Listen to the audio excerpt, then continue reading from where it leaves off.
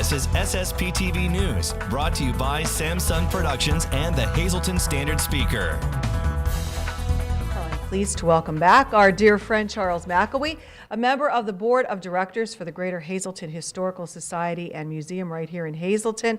And today, telling me that an article kind of got your interest, talking, I guess, about history itself, but what is shaping history right now kind of has an impact right here in our area. Right. So in a recent column in the New York Times, the columnist David Brooks wrote about James Fallows, who is a senior editor at The Atlantic. And James Fallows has been traveling the country a lot recently, post-election, places like Erie. And the question that David Brooks asked was, if you can go anywhere in the world right now that's most importantly shaping history, where would it be?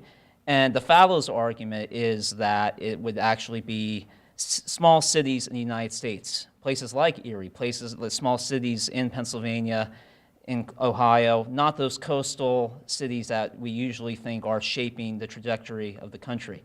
And that's an interesting trend that we're seeing, because if you look at the 2000s, the most important place in the world would arguably be the Middle East, because it was being reshaped by war.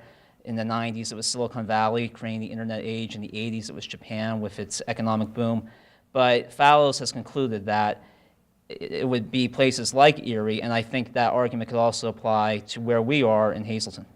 Well, I know all the media has been converging on Hazleton. We've seen the major networks coming here thinking that we are playing a major role in history because of the outcome of the election. Right. We have seen ad nauseum these profiles internationally, people coming to Hazleton, reporters, and oftentimes, unfortunately, how they reference places like Hazleton, I think, is cliche or even, well, very inaccurate. Flyover country, real America. But no, it's just there is a lot of change in Hazleton.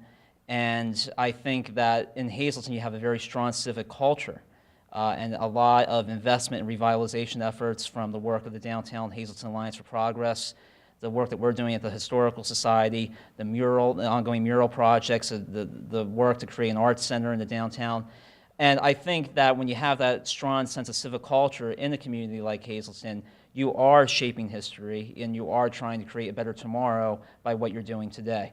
So I think the Fallows question, yes, it would apply to Hazleton, and I hope in the future that when we do have these national profiles, they will understand that there's a lot more to this community than the election, that there is a strong sense of history here, there's a lot going on, and a lot of people trying to shape the outcome of how Hazleton will be in the future.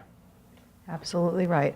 Well, and if anyone wants to know anything about the history of our area, you always want them to come to the museum, because that's where they can see firsthand what happened in years past. Right. 3-story museum in downtown Hazleton. Come there and get inspired.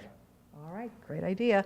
And Charles will be back each and every week to tell us more about how things were in the past and how we got here. Thanks so much, Charles. Great to see you.